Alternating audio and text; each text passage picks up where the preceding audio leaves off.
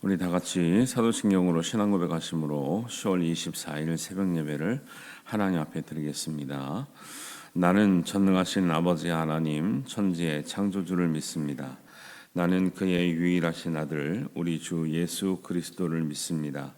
그는 성령으로 잉태되어 동정녀 마리아에게서 나시고 본디오 빌라도에게 고난을 받아 십자가에 못 박혀 죽으시고 장사된 지 사흘 만에 죽은 자 가운데서 다시 살아나셨으며 하늘에 오르시어 전능하신 아버지 하나님 우편에 앉아 계시다가 거기로부터 살아있는 자와 죽은 자를 심판하러 오십니다.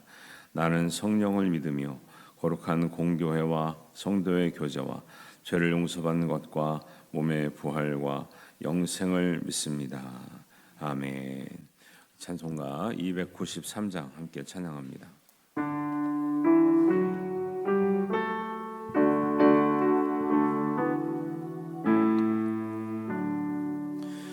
주의 사랑 비칠 때의 기쁨 오네 근심 걱정 물러가고 기쁨 오네 기도하게 하시며 희미한 것 물리쳐 주의 사랑 비칠 때 기쁨 오네 사랑 내 맘속에 충만하게 비칠 때에 찬송하네 그 큰 사랑 내 맘속에 화평함과 기쁨 주네 그 큰 사랑 주의 사랑 미칠 때에 이 세상은 아름답고 활기차게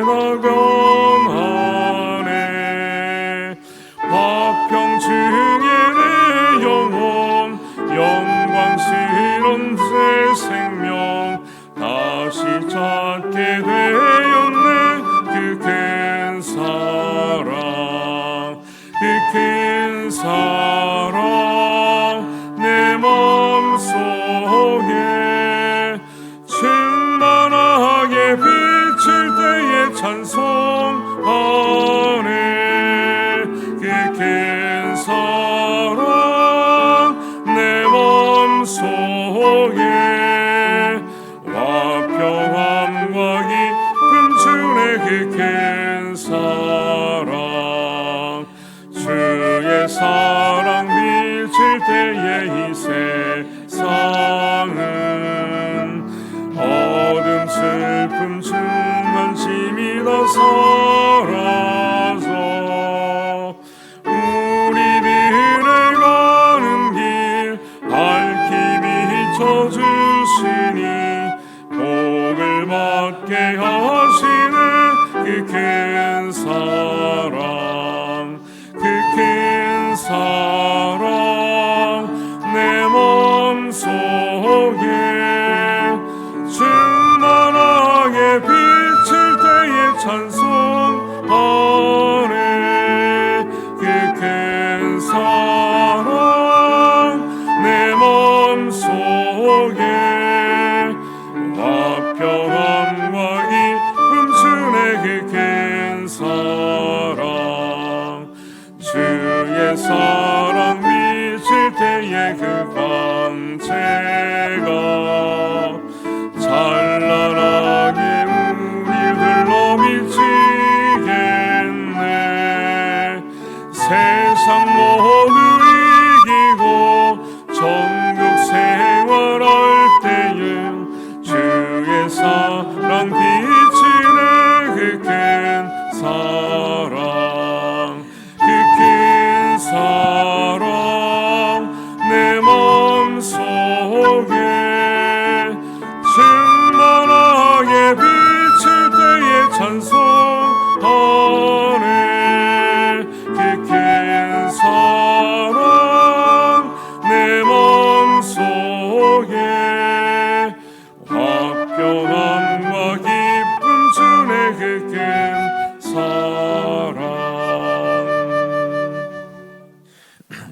하나님 말씀은 스가랴 9장 9절에서 17절 말씀입니다.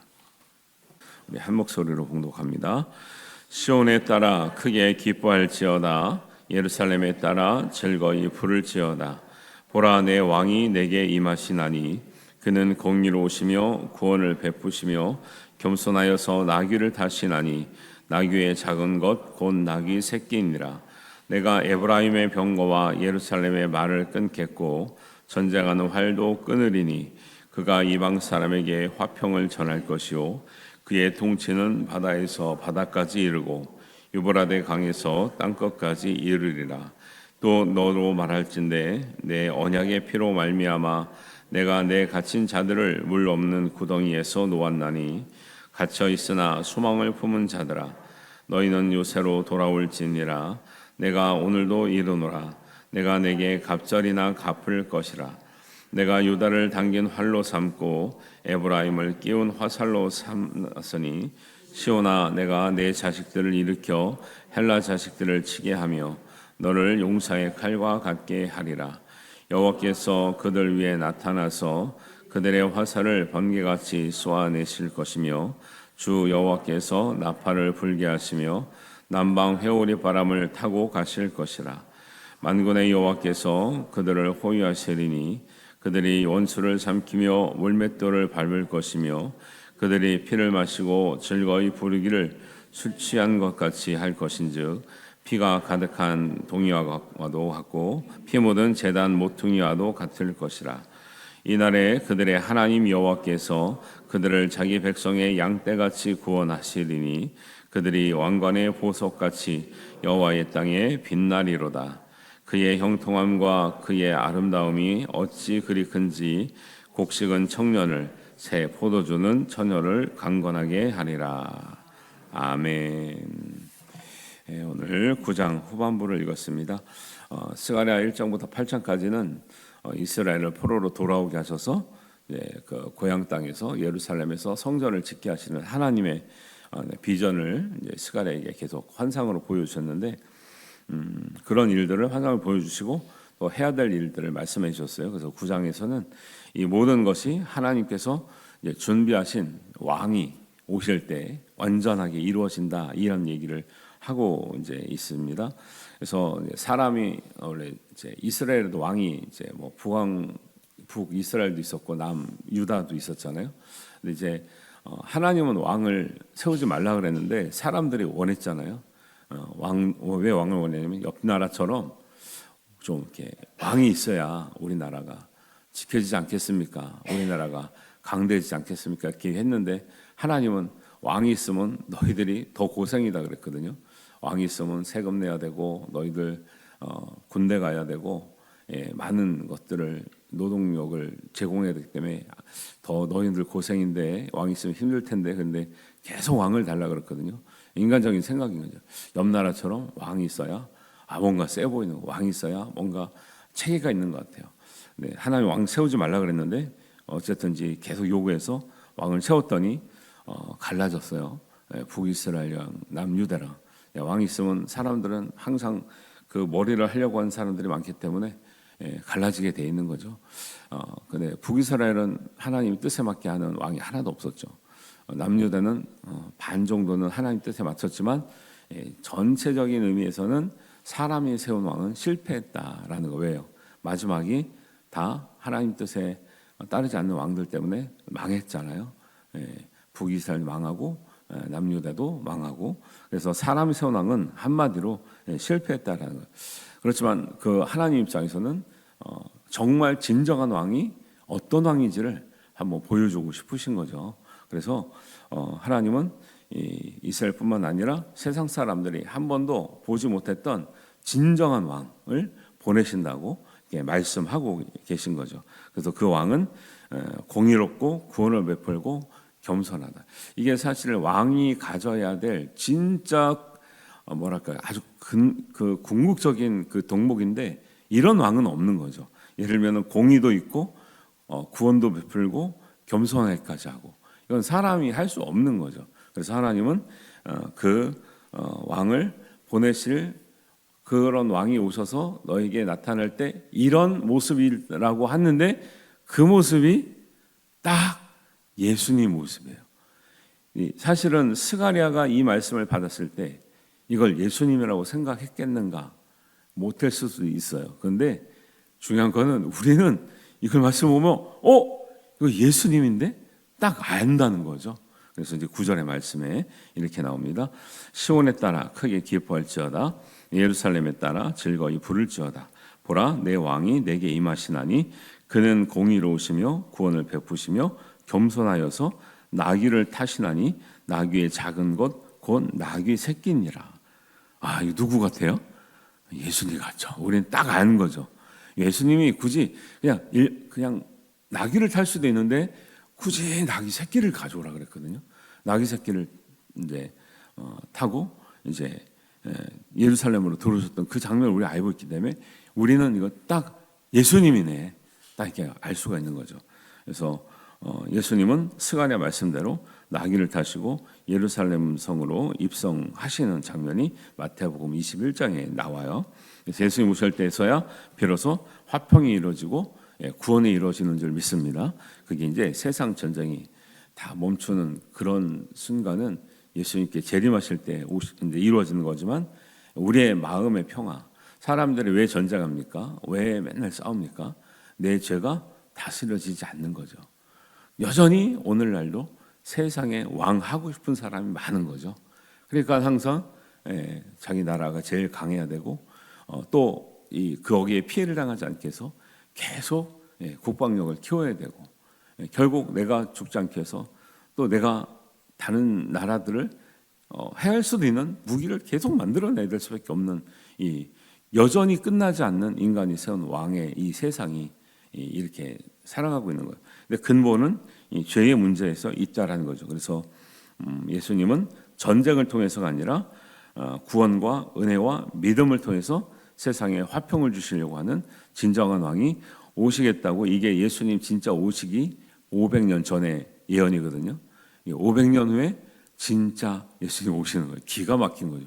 이런 말씀들이 스가랴에 있는 게 아니라 이러면 이사야서나 뭐 다른 미가서나 이런 데 보면 예루살렘 베들레헴에서 나시겠다, 아니면은 그는 기묘라 모사라 전능의 왕이라 한 아기가 태어나겠다, 이런 얘기들이 성경에 곳곳에 녹아져 있는 거죠. 이런 걸 보니까 정말 기가 막힌 말씀인 거죠. 어떻게 500년 전에 700년 전에 이런 말씀들이 이렇게 일관성 있게 나타날 수 있는가? 그러면 그 당시의 사람들은 이게 예수님인지를 몰랐을 거란 말이죠. 그런데 500년이 지난 후에 딱 보니까 진짜 말씀 그대로 다 이루어지는 거죠. 베들레헴에서 또 하나님께서 말씀하신 민족 중에서 또 이 나귀를 타시면서 또 십자가의 나무에 달리시면서 다시 부활하시면서 이게 모든 것들이 구약에 나오는 예언의 성취가 되었다라는 겁니다. 그래서 하나님은 이스라엘과 맺은 언약을 기억하시고 언약대로 예수님을 이 땅에 보내신다. 그래서 하나님은 하나님 말씀에 붙들린 선지자들에게 구원의 왕 예수 그리스도의 탄생이 있을 것을 미리 알려주시고 준비하게 하시는 거죠. 하나님을 믿는 우리 백성들에게도, 근데 우리는 이미 예수님 오셨지만 우리에게는 또 뭘 알려주셨어요? 예수님이 다시 오실 것이다라는 것을 이미 또 이제 신약 성경을 통해서 또 수도 없이 얘기를 하시는 거예요. 예수님이 다시 오신다. 이미 우리는 한번 처음 오실 초림하신 예수님은 이미 지나갔지만 우리는 이제 요한계시록까지 주신 신약의 말씀을 가지고 다시 오실 예수님을 준비하며 사는 우리의 믿음이 되어야 될 줄 믿습니다. 그걸 가지고 재림신앙이라 그래요. 재림신앙. 다시 오실 예수님을 기다리며 소망하며 그분 앞에 부끄럽지 않는 삶을 사는 것, 준비하는 것, 이걸 재림신앙하는데, 재림신앙이라고 하는데 그런 믿음으로 우리가 준비하며 살아야 될 줄 믿습니다. 그런 말씀을 이제 11절, 이제 12절에 말씀하고 있죠. 또 너로 말할진대 내 언약의 피로 말미암아 내가 내 갇힌 자들을 물 없는 구덩이에서 놓았나니 갇혀 있으나 소망을 품은 자들아. 이 말씀 너무 좋은 것 같아요. 갇혀 있으나 소망을 품은 자들아. 너희는 요새로 돌아올지니라. 내가 오늘도 이르노라. 내가 내게 갑절이나 갚을 것이라. 여러분, 어떤 일에 우리가 갇혀 있는 상황일지라도 소망을 품으시게 되기를 주님의 이름으로 축원합니다. 소망을 품는 것이 신앙에서 굉장히 중요해요. 네. 예수님이 오시기 전에 이제 이러면 스가랴, 그다음에 이제 뒤에 뭐 몇 장 안 남았지만 이제 말라기 나오잖아요. 말라기 이후로 예수님 오실 때 400년 동안은 어떤 선지자도 예언이 없었어요. 하나님도 아무 얘기도 안 하시는 거예요. 400년 동안에 침묵기라 그래요. 그래서 신학적으로는 400년 동안의 암흑기 혹은 침묵기가 흐른 다음 예수님이 등장하시는 거예요. 그 시간 동안 이스라엘 백성들이 얼마나 괴롭게요. 그래서 그 부르짖음, 그 간절함, 메시아에 대한 소망이 정말 하늘에 사무치듯이 그렇게 간절할 때 예수님 진짜 이 세상에 빛으로 딱 나타나시는 거예요. 갇혀 있으나 소망을 품을 때 빛으로 오시는 예수님을 만나게 될 줄로 믿습니다. 우리가 재림하신 예수님 오기 전에는 성령의 빛으로 만나고 정말 재림하실 때는 영광의 빛으로 만나게 되는 은혜를 사모하면서 우리가 기다리는 거예요. 그래서 지금 우리의 현실은 갇혀 있는 것 같아도 소망을 품어야 될 이유가 있다. 낙심하지 말고 또 너희가 포기하지 말아라. 그 말씀을 주시는 것이고요. 하나님은 소망을 품은 자에게 또 어떻게 갚으세요? 그냥 내가 기다릴 만큼 갚으신 거 아니라 갑절로 갚으시기를 준비하고 계신 줄 믿습니다. 그리고 우리의 천국의 은혜라는 것은요, 우리가 상상할 수 없는 거예요. 계시록에 보면 천국이 막 찬란한 이 모습이 있지만 그거는 사도 요한이 표현할 수 있는 최고의 표현으로 한 거고 다 표현하지 못하는 어마어마한 영광이 있을 줄로 저는 믿어요. 그러니까 저는 함부로 천국을 이렇게 그리지 않아도 될 것 같아요. 왜요? 그려봐야 하나님 나라 수준에 미치지를 못하는 거죠. 요한계시록에 그냥 사도 요한도 사실 그런 보석을 한 번도 보지도 못했을 것 같은데 엄청난 보석으로 막 묘사를 하잖아요. 그만큼 찬란하다는 거지. 그 보석이 꼭 있으니까 어떤 분들은 야, 그 보석을 떼어다가 반지를 해야겠는데 이런 생각은 안 하시겠죠? 그러니까 너무 물질적으로 보이는 거예요. 하나님 천국이. 왜냐하면 그 표현을 너무 이렇게 찬란하게 하다 보니까. 그런데 그것보다 물질로 헤아릴 수 없는 이 하나님의 영광과 빛과 찬란함이, 아름다움이 우리를 맞이할 줄로 믿습니다. 그때 그 영광을 보기 위해서 우리가 이제 정말 믿음으로 소망으로 사는 거죠. 근데 생각을 해보세요. 거기를 만약에 못 갔다. 그러면 어디를 가는 거예요? 진짜 말씀드리기도 끔찍한 거예요. 그러니까 그거 생각하면요, 우리가 정말 죽을 둥 살둥 해가지고 정말 믿음을 끝까지 지켜서 끝까지 믿음을 지키는 자는 구원을 얻으리라 그랬잖아요. 근데 구원을 단지 구원 얻으면 뭐지? 아무것도 없나? 그게 아니라 천국과 지옥이라니까. 그게 믿음이 천국과 지옥의 갈림길에 있는 거지. 지금 그냥 믿으면 그냥 뭐 영혼만 어디 그냥 평안한 데 가나 보다 이런 차원이 아니라 정말 찬란한 천국을 가느냐 끔찍한 지옥을 가느냐의 문제란 말이에요. 그래서 우리가 정말 이 밖에서 복음을 전하기도 해야 되지만 정말 형제 자매들 구원하는 일에 여러분 정말 성과 열을 가지고 성의를 가지고 정말 때를 얻든지 못 얻든지 정말 복음을 전해야 될 줄로 믿습니다. 그런 경각심이 좀 있어야 돼요. 그래서 하나님은 우리를 갑절로 갚으실 때 그 갑절로 갚으시는 모양새가 뭐냐면 유다를 활로 삼듯이 에브라임을 화살로 삼듯이 자식들을 일으키시고 대적을 물리치게 하시고 강하게 하여서 용사의 칼처럼 우리를 사용하시겠다고 말씀하셔요. 13절입니다. 내가 유다를 당긴 활로 삼고 에브라임을 끼운 화살로 삼았으니 시온아 내가 내 자식들을 일으켜 헬라 자식들을 치게 하며 너를 용사의 칼과 같게 하리라 그래요. 헬라 자식들은요, 그건 이제 헬라 나라를 말하는데 헬라 나라가 제일 강대국이었거든요, 이 당시에. 근데 그 유다와 에브라임은 사실 약소국이죠. 지금 이스라엘도 조그만한데 주변에 둘러싸여가지고 굉장히 맨날 이제 그 정치적으로 이렇게 어려움을 겪잖아요. 이 당시에도 유다나 에브라임은 이스라엘 민족을 상징하는데 작은 나라예요. 그런데 헬라 제국을 칠 수 있다고 하는 그거는 사람의 힘으로 치는 게 아니라 하나님의 힘이 도와주시는 은혜가 있는 줄 믿습니다. 그런 것들을 우리가 사람의 힘으로만 주는 게 아니라 그래서 우리가 그걸 말씀이죠. 나의 힘과 능으로 하는 것이 아니라 오직 하나님의 영으로 할지니라, 그런 말씀처럼 하나님이 우리를 들어 사용하시면 하나님의 영광대로 우리가 쓰임받게 될 줄로 믿습니다. 그래서 너를 용사의 칼과 같게 하리라 그래요. 이런 말씀도 우리가 좀 생각을 해봐야 돼요. 내 자식들을 이렇게 헬라 자식을 치게 하며 할 때, 그때 헬라 자식들을 치게 하는 너의 자녀들을 키우는 사람들은, 부모의 믿음은 어때야 되냐? 용사의 칼과 같아야 돼요. 자녀들을 요즘 세상 보세요. 캄보디아 물론 가는 사람들은 나름대로 자기가 그걸 선택하게 된 배경이 있을 거죠. 이제 엊그제 이제 그 김웅수 선교사님 오셨잖아요. 그래가지고 물어봤어요. 캄보디아가 심란한데 이거 우리가 내년에 캄보디아 한번 가보려고 했는데 이거 어떻게 가죠? 그랬더니 선교지는 전혀 상관이 없대요. 그게 매스컴에 보는 것만 전부는 아니고 그런 이제 전체 나라가 막 다 그런 게 아니어서 상관없다고 하는데, 그럼에도 불구하고 이 시대를 무시하는 거예요. 큰 돈을 쉽게 벌기 위해서 막 청년들이 가는 거예요. 그러니까 우리가 지금은 막 진짜 신분적인 노예 시대는 아닌데 물질의 노예 시대에 살고 있는 거예요. 쉽게 큰 돈을 벌기 위해서 막 청년들이 그렇게 한다고 하니까 막 그냥 반신반의하고 갔는데 가면 끔찍한 일을 당하는 거예요. 요즘에 이제 어떤 매스컴에 보면은 우리나라가 옛날에 얼마 전만 해도 마약 청정국이라 했잖아요. 지금은 전국 어디서나 이제 뭐 비밀 통로로 해가지고 연결을 하잖아요. 그러면 1시간 안에 전국 어디나 마약이 배달된대요. 우리나라가 지금 그 상태라는 거예요.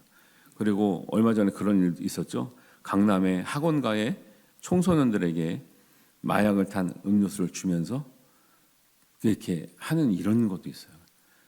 진짜 이 세상이요. 지금 청소년들에게 건강음료라고 하면서 머리 좋아지는 약이라고 하면서 준 거예요. 그럼 한번 먹으면 중독 증세가 일어나거든요. 그리고 부모님들이 어쩔 줄을 모르거든요. 신고한다고 협박하기도 하고 또 구매하려면 또 사라 그러기도 하고. 지금 이 세상이 지금 정상 수준이 아니에요. 우리가 거기에 관계가 없기 때문에 그냥 평안한가 보다 하지, 이 세상은 지금 정말 그냥 미친 세상이 돼가고 있는 거예요. 그래서 이 세상 가운데 이 자녀를 우리가 키워서 헬라 자식들을 치게 할 정도의 하나님의 사람으로 키우기 위해서는요, 부모의 믿음이 어떻게 된다는 거예요? 용사의 칼과 같이 날카롭기도 하고 강하기도 하고 견고하지 않으면 우리 자녀들이 온전한 신앙생활을 한다는 것 자체가 지금 굉장히 어려운 시대라는 거죠. 그러니까 우리 교학교에서 애들을 보면요, 정말 기적의 자식이라고 여러분 봐주시고 축복해 주시길 바랍니다. 진짜요. 지금 귀에 나오는 것 자체가 기적인 시대예요, 진짜. 그런 마음으로 우리 이제 믿음의 세대들이, 어른들이 정말 부모님, 그다음에 영적인 우리 믿음의 선조들이 정말 우리의 믿음이 용사의 칼과 같아서 바른 진리를, 바른 믿음을, 바른 가치관을 정말 전하고 가르치고 본이 되어야 될 줄로 믿습니다. 이거 안 되면 앞으로 시대는요, 미래학자들이 다 예언해요. 앞으로 30년이요. 지금 교회에 반토막 난다. 다 예언이 돼 있다니까요. 30년 후에 제가 그 위기 속에서 목회를 하고 있는 거예요. 지금 그 위기 속에서 지금 보세요. 지금 30년 밑에 아이들을 보시라고요. 어른들의 반이 됩니까? 무슨 반이에요? 반도 안 되죠. 지금 그대로 큰다고 생각해 보세요. 교회가 어떻게 되겠는가? 갇힌 자 가운데서도 소망을 품는 자에게 하나님께서 갑절로 갚아줄 줄 믿습니다. 그래서 지금 그래도 지금 희망이 있을 때 우리가 믿음으로 무장하고 영적으로 무장해서 우리도 살고 다음 세대를 살려내는 은혜가 있어야 될 줄로 믿습니다. 이런 은혜가 있는 말씀을 믿고 또 보내실 진정한 왕을 소망하며 기다리는 자들이 받을 하나님의 은혜와 복을 약속하시고 있는데 16절, 17절 말씀입니다. 이날에 그들의 하나님 여호와께서 그들을 자기 백성의 양떼같이 구원하시리니 그들이 왕관의 보석같이 여호와의 땅에 빛나리로다. 그의 형통함과 그의 아름다움이 어찌 그리 큰지 곡식은 청년을 새 포도주는 처녀를 강건하게 하리라. 그들을 구원하시고 왕관의 보석처럼 빛나게 하시고 형통하게 하시고 아름답게 하시고 강건하게 하실 줄 믿습니다. 예수님을 소망하며 기다리며 믿음을 지키는 자에게 주시는 은혜인 거죠. 믿음대로 되는 거예요. 이렇게 보고 정말 우리에게 구원을 허락하여 주셔서 왕관의 보석같이 빛나게 하실 줄 믿습니다. 형통함을 주시고 아름답게 하실 줄로 믿습니다. 강건하게 하실 줄로 믿습니다. 박예심 집사님 좀 편찮아가지고 병원 가셨잖아요. 신방 갔다는데 의사들이 죽을 뻔했다는 거예요. 하루 이틀만 늦게 왔으면 죽을 뻔했다는 거예요. 몸에 염증 수치가 있는 게 그렇게 위험하거든요. 근데 살아나셨잖아요. 정말로 감격하시는 거죠. 정말 하나님의 은혜로 산다는 것을 정말 새삼 느끼는 거예요. 우리 인생이 원래 그렇습니다. 우리가 평범하게 살고 있는 것 같잖아요. 은혜로 사는 거예요. 은혜로. 염증 하나만 생기면 생명이 위태로운 거예요. 어디 하나만 불편하잖아요. 아무것도 못하는 거예요. 사람이 그렇게 연약한 거예요. 연약한 사람이 강하신 예수님을 붙들고 있으면 강건하게 될 줄로 믿습니다. 왕관의 보석처럼 빛나게 될 줄로 믿습니다. 또 우리는 부족하지만 하나님이 함께 하시면 형통하게 하실 줄로 믿습니다. 외모는 화려하지 않아도 하나님이 함께 하시면 우리의 영성의 인격의 아름다움으로 하나님께서 우리 아름다움을 드러나게 하실 줄로 믿습니다. 이런 은혜가 있겠다고 하나님 약속하시기 때문에 우리가 그 약속의 말씀을 붙들고 사는 거예요. 믿음 생활이라는 게 이런 거예요. 믿음 생활은 그때를 준비하는 것이고 이런 믿음을 가지고 살아갈 때 하나님께서 이 땅에서도 주실 은혜와 복을 누리는 것이고 또 영생하는 복을 누리고 천국의 복을 누리게 되는 줄 믿습니다. 그래서 우리가 서둘러서 복음도 전하고 정말 사랑하는 식구들에게 더 먼저 전하고 또 우리가 믿는 우리들은 정말 하나 되어서 정말 마음에 하나님의 성전을 짓는 이런 마음들을 품기를 주님의 이름으로 축원합니다. 기도하겠습니다. 하나님 아버지 은혜를 감사합니다. 오늘 말씀을 통해서 이미 오신 예수님을 기다렸던 이스라엘 백성들의 마음을 우리가 품게 하시고 또 우리는 다시 오실 예수님을 소망하며 기다리며 하나님이 약속하신 그 말씀대로 살아 은혜와 복을 누리는 그 말씀을 우리가 기억하고 우리도 소망하고 간절히 기다립니다. 하나님 우리에게 하나님 구원을 허락하셔서 감사드리고 또 왕관의 보석같이 우리를 빛나게 하실 것을 우리가 믿으며 하나님 함께 하셔서 우리에게 형통함을 주시고 우리의 부족하지만 하나님은 우리를 아름답게 하실 것이며 우리를 강건하게 사용하실 줄로 믿습니다. 하나님 우리의 모든 것을 하나님께 내어드리오니 하나님이 책임져 주시고 하나님이 가장 좋은 길로 인도하여 주시고 우리가 갇힌 자처럼 되었으나 하나님께서 소망을 품는 자들에게 갈 길을 열어주시며 하나님 문제를 해결해 주시고 갑절이나 갚아 주시옵소서. 하나님 이 믿음의 말씀을 가지고 기도하며 하나님 옆에 큰 은혜를 얻는 우리의 모든 사랑하는 우리 가족들이 되게 하여 주시옵소서. 예수님의 이름으로 기도하옵나이다. 아멘. 하늘에 계신 우리 아버지, 아버지의 이름을 거룩하게 하시며 아버지의 나라가 오게 하시며 아버지의 뜻이 하늘에서와 같이 땅에서도 이루어지게 하소서. 오늘 우리에게 일용할 양식을 주시고 우리가 우리에게 잘못한 사람을 용서하여 준 것 같이 우리 죄를 용서하여 주시고 우리를 시험에 빠지지 않게 하시고 악에서 구하소서. 나라와 권능과 영광이 영원히 아버지의 것입니다. 아멘.